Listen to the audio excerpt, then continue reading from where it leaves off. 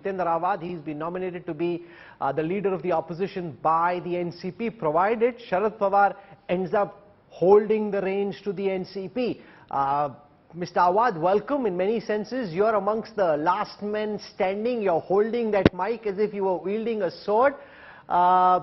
Give us your sense of how the numbers game in the Pawar versus Pawar Mahabharat stand at this moment. Who do you think is likely to prevail, uncle or nephew, and why?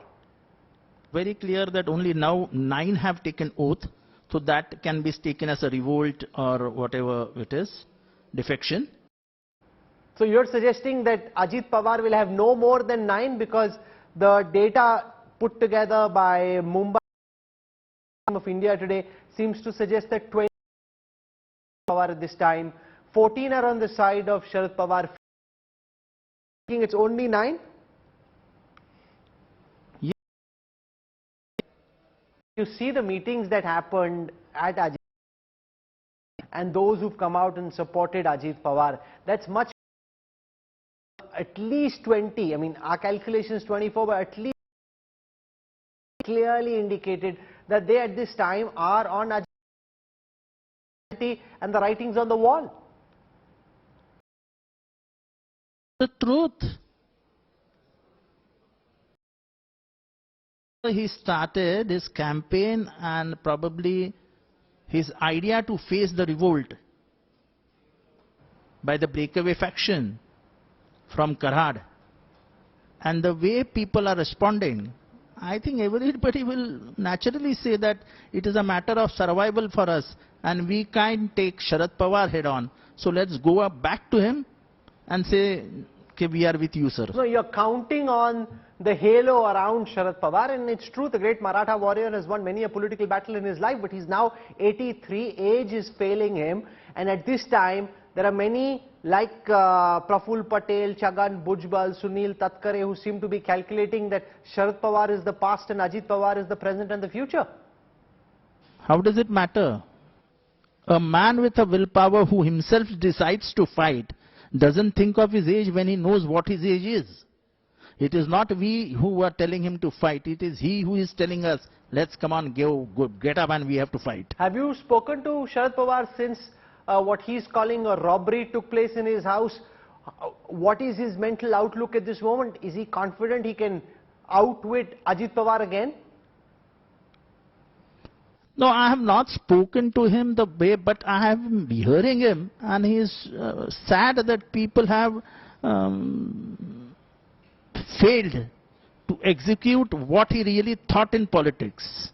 His political ideology, his thoughts about Maharashtra have been not taken too far by the people whom he thought was his second line. Sir, but his political actions also suggest a father's failing in picking his daughter. Many would argue that Ajit Pawar was the man on the ground, the leader well connected with the party cadre, also with voters in Maharashtra.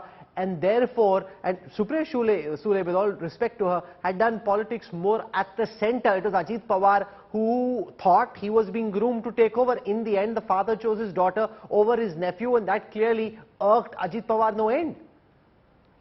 But according to my gathering of information and my knowledge about Maharashtra politics, Mr. Ajit Pawar was never ever interested in national politics. But somebody had to be chosen to run the party. Ajit Pawar was sulking. Supriya Sule was made in charge. When that press conference happened, Ajit Pawar quietly in one corner, Supriya Sule, and at that time, ironically, Praful Patel in the limelight. And that's something that had been building up. This was a rebellion that had been in the making for more than a year. No, but she was never chosen to lead the party in Maharashtra. No.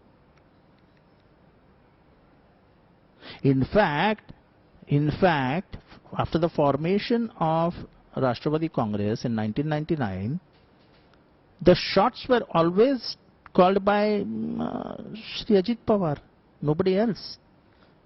At times, Mr. Sharad Pawar had to bend his decision to listen to Ajit Pawar. That we have seen every time. So Ajit Pawar was the most important party member. From your perspective, what do you think went wrong? Why couldn't Sharad Pawar keep Ajit Pawar on board? Why did the nephew choose to walk away? See, that probably I'm not aware of. I'm too small a party worker to understand what went wrong between them. But as far as I know, the ideological conflict is, that is what I see the reason of factionalism. You're just being modest there, Mr. Awhad, calling yourself a small leader. You're anything but. You've just been picked by the Sharad Pawar camp as the leader of the opposition. If that goes through, that's a big leg up for you. There's a meeting that's been called on the 5th of July. How many MLAs are you expecting to side with Sharad Pawar? How many MPs are likely to be on your side? Who do you think will win the battle to be the real NCP?